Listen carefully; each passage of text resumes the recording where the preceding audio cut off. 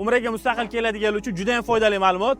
Bagajinglarni tekinga qo'ysanglar bo'ladi. Qaranglar, mana bu joy bagaj, yukinglarni olib qoladi, bepul. Ehromda bo'lasizlar, umra qilmoqchisizlar. Hali mehmonxona olmagansizlar, to'g'rimi? Lokatsiyasini tushuntirib o'taman. Bu birinchisi, boshqa lokatsiyada ham bor. Bu yoqda ikkinchi hammom, Ajat ko'chadan bundoq soatga qarab kelaverish. Bu yoq tomonda soat va hammaga mashhur 3-hammom.